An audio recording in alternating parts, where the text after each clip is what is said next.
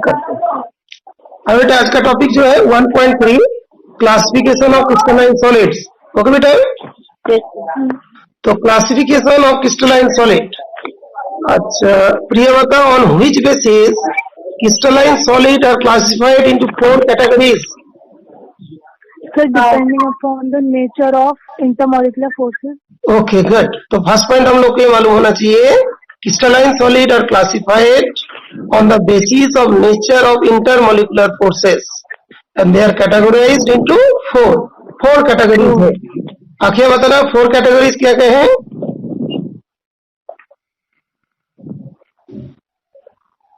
Hello, हाँ आखिर सुना रिपीट कीजिए एक बार।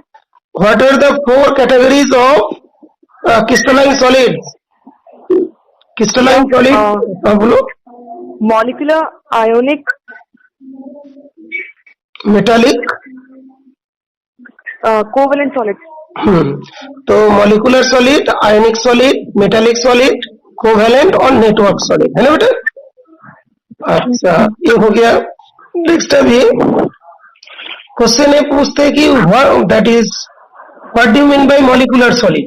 Anybody can tell what is molecular solid? तो जिनके कॉन्स्टिट्यूएंट पार्टिकल्स मॉलिक्यूल्स होंगे। ओके, तो molecular solid are those solids whose constituent particles are molecules. Okay, अभी मॉलिक्यूलर सॉलिड भी कितने टाइप का होता है? 3 टाइप का होता है ना।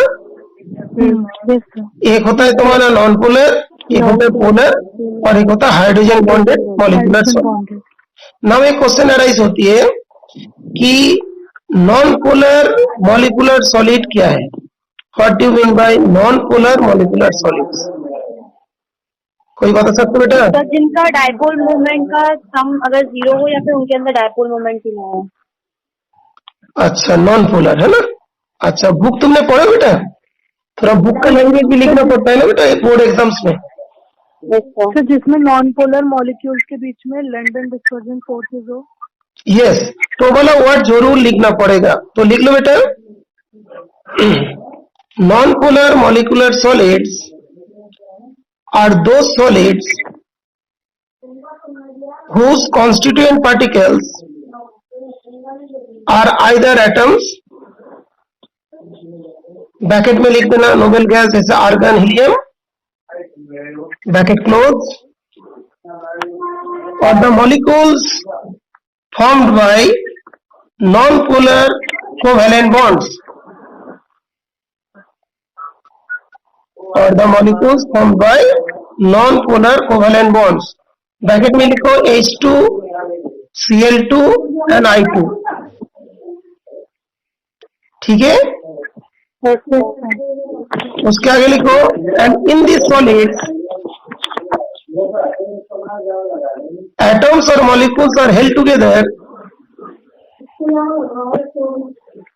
by weak dispersion forces और London forces.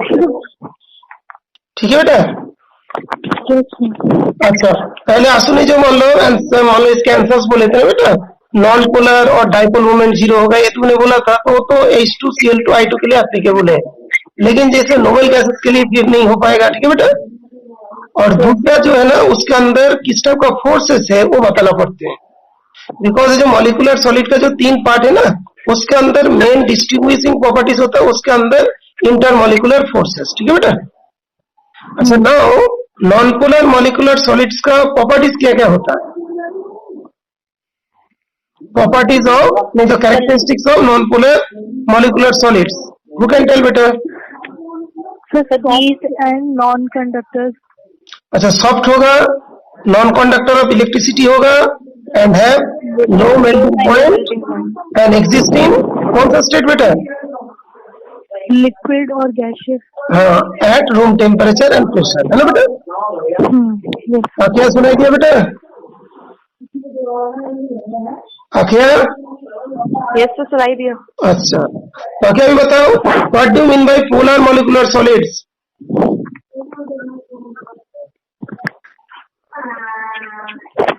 Polar molecular solid book होगा तो बुक से देख के भी बता सकते हो।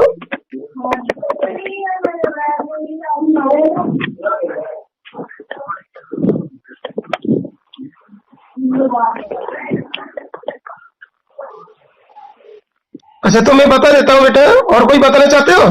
पोलर मॉलिक्यूलर सॉलिड्स क्या है? सर इसमें डाइपोल डाइपोल फोर्स है। हाँ हाँ, और बताइए, थोड़ा बताओगे ना तो कुछ, जैसे बुक देखने में बताओगे थोड़ा रिविजन हो जाएंगे। अच्छा, The molecules which are formed by polar covalent bonds. और भी थोड़ा लिखना पड़ेगा।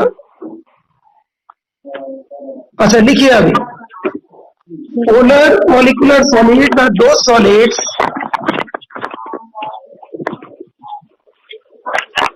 polar molecular solids are those solids consist of molecules having polar covalent bond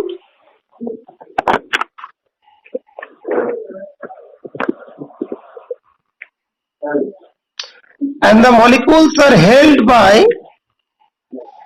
relatively stronger dipole-dipole interaction.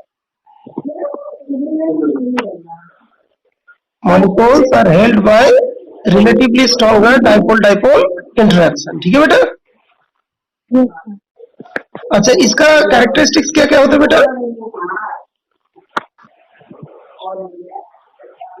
इसमें भी सेम है, सॉफ्ट होगा, नॉन कंडक्टिंग है। हाँ, और क्या होगा? Relatively higher melting points than non polar molecules. Okay, अच्छा नौसिन बताना इसका एग्जांपल क्या क्या होगा? पोलर मॉलिक्यूलर सॉलिड के एग्जांपल पता नहीं सर। पता नहीं? Anybody can tell? The SO2 NH3 और SO2 अच्छा, थोड़ा सा मिस्टेक हो जाएंगे, तुमको लिखना पड़ेगा solid SO2 solid and solid NH3, solid SO2 and solid NH3। ठीक है बेटा? yes sir. बिकॉज ये सब नॉर्मली गैस, जो रूम टेम्परेचर में गैस स्टेट में होते हैं, लेकिन जब इसको ये करते हैं तो जब सॉलिड फॉर्म में होते हैं तब इसको मोलर मॉलिक्यूलर सॉलिड्स कहते हैं। ठीक है बेटा? तो ऊपर जो लिखा है the molecules of substances like HCl SO2, तो उसमें का HCl जो है वो भी एग्जांपल होगा। हाँ होगा, लेकिन दैट इज, ये तो है ना सॉलिड है ना, जैसे मान लो तुमने SO2 बोलते हैं तो क्या होगा, नॉर्मल तो गैस वाली बात हो जाएगी, तो तुम क्या लिखोगे? Solid SO2 and solid NH3। ठीक है बेटा? अंडरस्टूड? देखो बुक में, तुम लोग का बुक में एक लैंग्वेज में लिखा है solid SO2 and solid NH3 are some example of such solids. ठीक है बेटा? क्या सुनाई दिया बेटा? अच्छा बताओ, पोलर मॉलिक्यूलर सॉलिड का एग्जांपल क्या हुआ? सॉलिड SO2 और solid NH3। Okay good. Now C point में हम लोग का है हाइड्रोजन बॉन्डेड मॉलिक्यूलर सॉलिड, है ना बेटा? हाइड्रोजन बॉन्डेड मॉलिक्यूलर सॉलिड, इसका डेफिनेशन क्या होगा?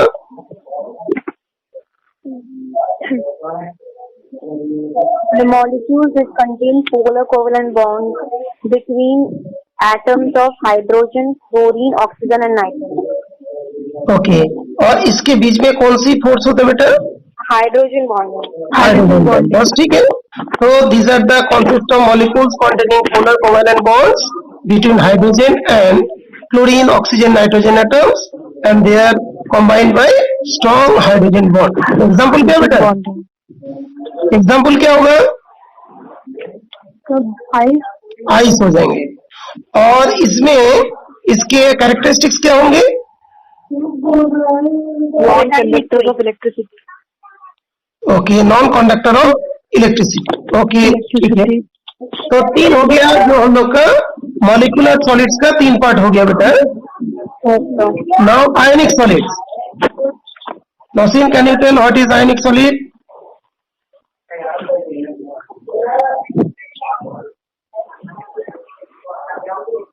देखो बुक में डायरेक्ट लिखा है ionic solid are the solid in which constituent particles of ion, that is cations and anions, and they are held by strong coulombic force, that is the electrostatic force, जो coulombs law होता है। ठीक है बेटा? नौसीन सुनाई दिया? अच्छा एक मिनट, तीन चीज पूछता हूँ तुमसे, आयनिक सॉलिड में कौन सा फोर्स होता है बेटा?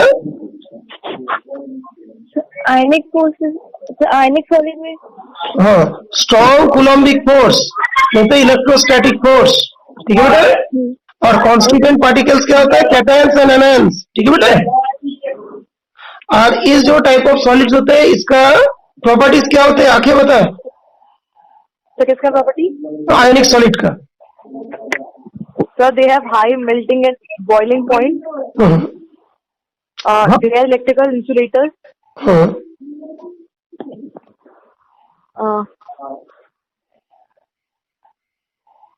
अच्छा बेटा थोड़ा सा ध्यान रखिएगा, ये जो आयनिक सॉलिड्स होते हैं ना, जो इलेक्ट्रिकल कंडक्टिविटी में लिखोगे in molten and in aqueous state they conduct electricity, okay? Yes sir. ठीक है, सॉलिड स्टेट में तो नहीं करेगा, ठीक है बेटा? In solid state ionic solid are electrical insulator, but because ions are not free to move, but in molten in aqueous state they conduct electricity, जैसे NaCl का होता है, ठीक है बेटा? NaCl जब सॉलिड होती है तब तो इलेक्ट्रिसिटी कंडक्ट नहीं करते, लेकिन NaCl को पानी में पुट करोगे, उसका सॉल्यूशन बना लिया नमक के, तो क्या होगा, वो कंडक्टिविटी करेगा, और मान लो नहीं तो उसको मोल्टेन करोगे तभी भी वो कंडक्टिविटी करेगा, ठीक है बेटा? क्या मालूम हो गया?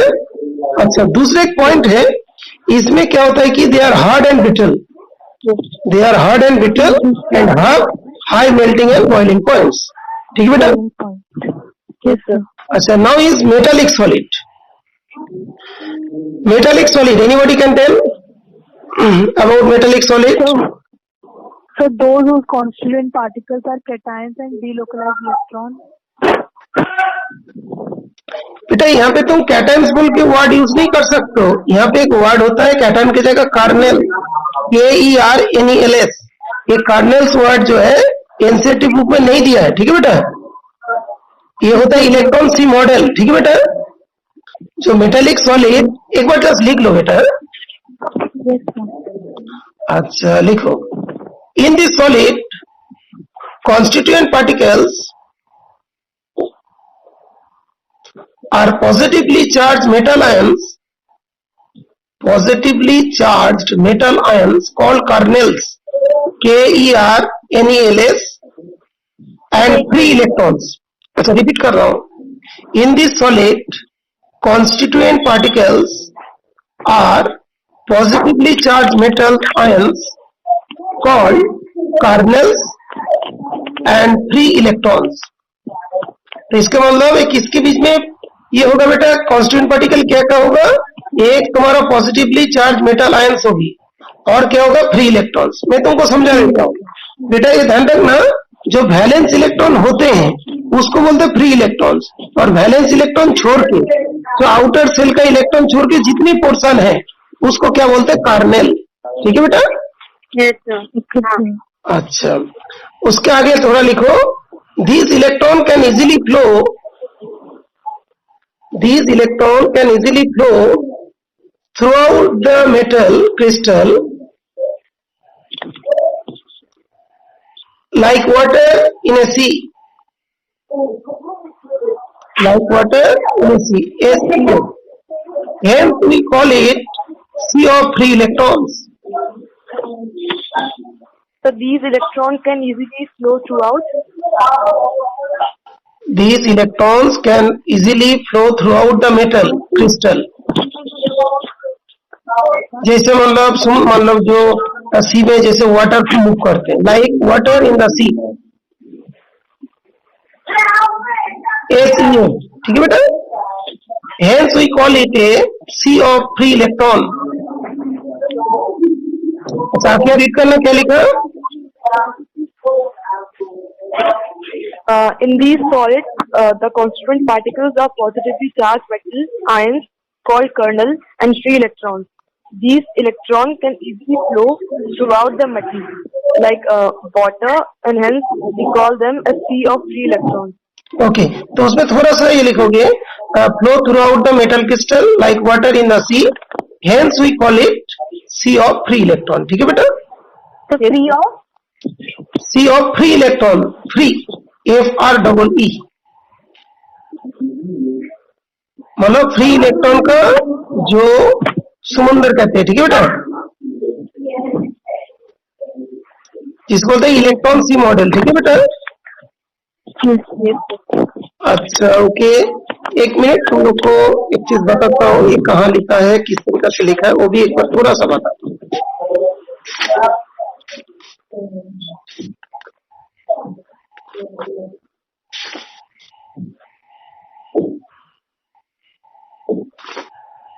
फर्स्ट लाइन में हाँ बेटा मिल गया तुम लोग को? Yes sir. Yes, sir. अच्छा okay.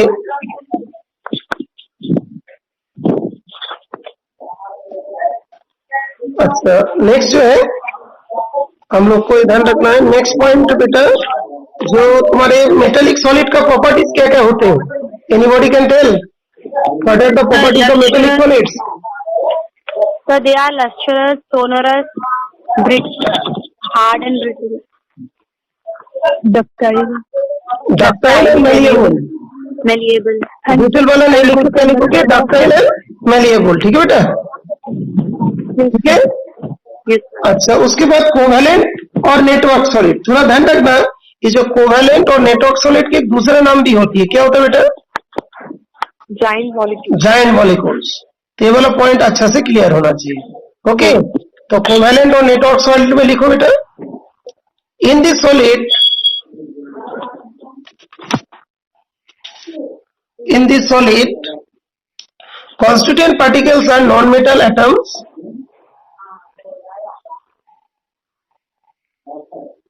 which are linked to the adjacent atom, which are linked to the adjacent atoms by covalent bonds throughout the crystal.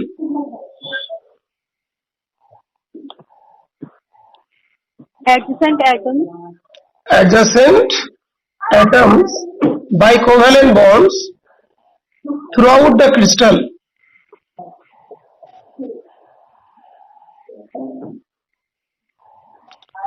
which gives rise to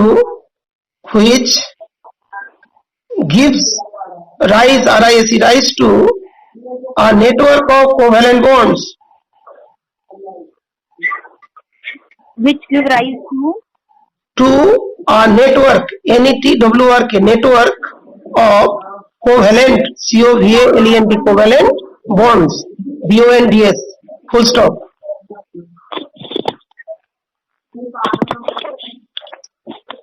अच्छा आंसू रीड करना, क्या लिखा? to. In these molecules, constituent particles are. तो इसके बाद थोड़ा सा पूछना. Are non-metal atoms, Are non-metal atoms atoms which are linked to the adjacent atom by covalent bonds throughout the crystal, which give rise to a network of covalent bonds. Okay, उसका आगे थोड़ा सा लिख लो, hence they are also called giant molecules, hence they are also called giant molecules. Okay yes अच्छा, covalent और network solid का properties कौन बताएगा बेटा?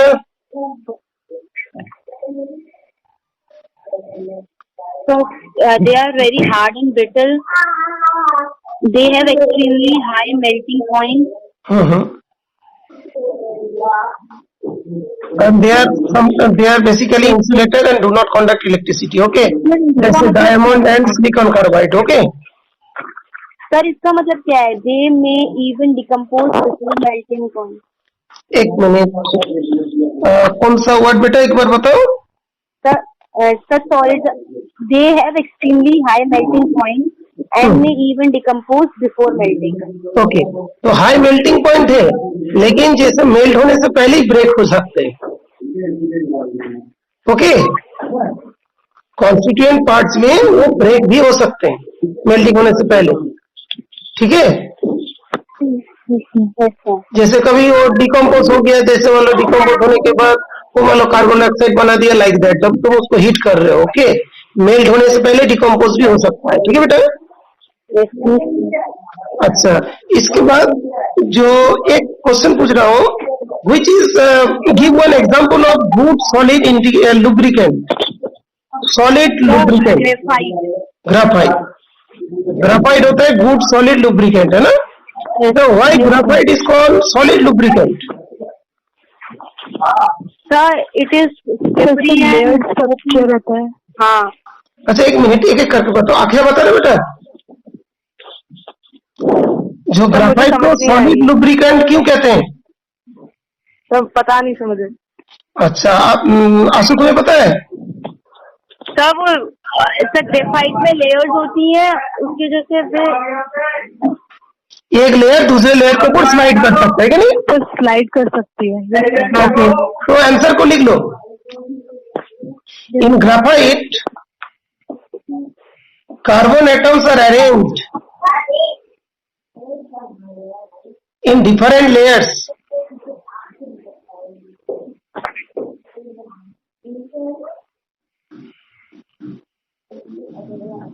Okay, उसके आगे लिखो and they can slide over one another.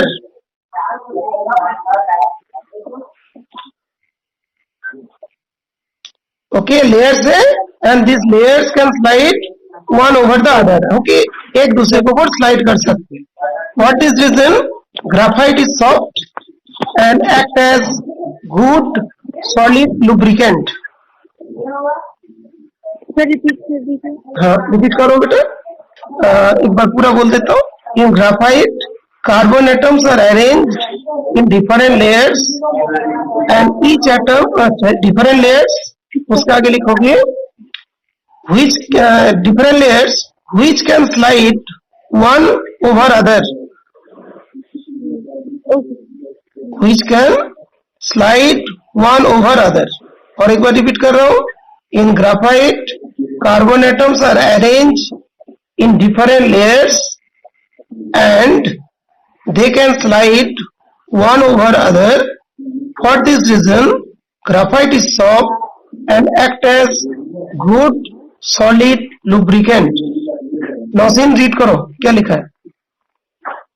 So in graphite, carbon atoms are arranged in different layers and they can slide one over another.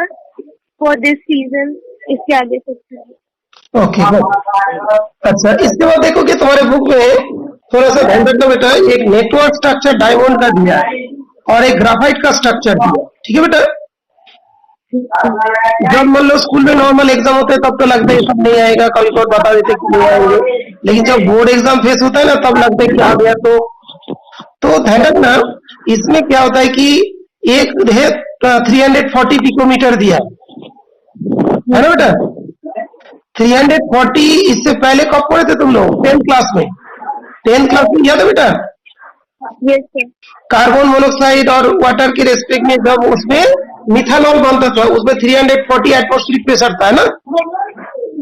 तो थोड़ा ध्यान रखना. 340 पिकोमीटर दो लेयर के बीच में डिस्टेंस और जो कार्बन एटम के बीच में डिस्टेंस 141.5 पिकोमीटर. ओके, और डायमंड में 154 पिकोमीटर. बेटा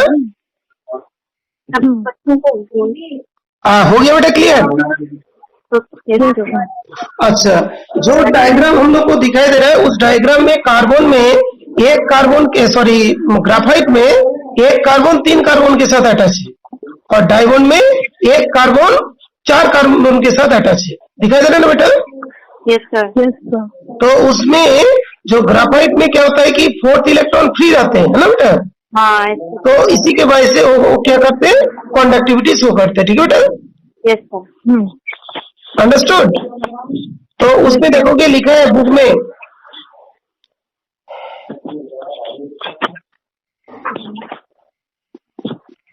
अच्छा ओके, उसमें देखो लिखा है हाँ 4th valence electron of each atom is present between the different layers and free to move about. This free electron make graphite a good conductor of electricity. मिल गया बेटा. Yes sir. ओके, इसके बाद एक टेबल है देखो, table 1.2 मिल गया. Yes sir. अच्छा, तो आखिर बता एल्यूमिनियम नाइट्राइड किसके एग्जाम्पल है? तो क्या? Aluminium nitride ALN. Aluminium nitride ALN yes sir. किसके एग्जाम्पल है बेटा? कोवेलेंट. कोवेलेंट और नेटवर्क सॉलिड. ठीक है बेटा. अच्छा, आयनिक सॉलिड भी हार्ड होती है, मेटालिक सॉलिड भी हार्ड होती है. दोनों में क्या डिफरेंस है बेटा हार्डनेस में? अच्छा आयोनिक ब्रिटल होता है और मेटेलिक मेलेबल होता है और ductile. Yes, malleable and ductile होता है। गुड, बहुत बढ़िया। अच्छा, तो दूसरा इलेक्ट्रिकल कंडक्टिविटी में इंसुलेटर कौन कौन होते हैं? तो molecular solid, molecular solid, covalent, polar और हाइड्रोजन। कोवैलेंट, मेटालिक सॉलिड है, नेटवर्क सॉलिड, ठीक है। Okay, melting point very low किसका होता है बेटा? तो मॉलिक्यूलर सॉलिड्स में मॉलिक्यूलर सॉलिड मॉलिकुलर सॉलिड्स में नॉन पोलर वाला है ना? Non polar. अच्छा, तो टेबल भी याद हो जाएंगे। अच्छा, तो कल के लिए क्या होगा, इंटेक्स्ट क्वेश्चन होंगे 1.6 to 1.9 है, और नेक्स्ट टॉपिक भी बताएंगे। नेक्स्ट टॉपिक सुन, ये जो 1.4 टॉपिक है ना, वो वाला आज मैंने वॉइस को भी बताया था, थोड़ा उसका ऑडियो सुन लेना, हो सकता है थोड़ा समझ में आ जाए, ठीक है बेटा? समझ में आया बेटा? इसका ऑडियो आज अपलोड कर दूंगा 1.4 का, थोड़ा सा देख लेना, ठीक है बेटा? अच्छा, एक चीज बताओ, फिजिक्स में क्या क्या पढ़ लिया तुम लोग? फर्स्ट चैप्टर पढ़े हो? यस, बिकॉज केमिस्ट्री का कल हो जाएगा, ठीक है? तो फिजिक्स का और मैथ का भी, ठीक है? मैथ में देखना, एक बोर्ड क्वेश्चन मैंने भेजा इक्विवेलेंट क्लास का, ठीक है बेटा? तो उसको भी देख लेना सब, ठीक है? तो आज यहाँ पे खत्म करता हूँ, ठीक है बेटा? यस।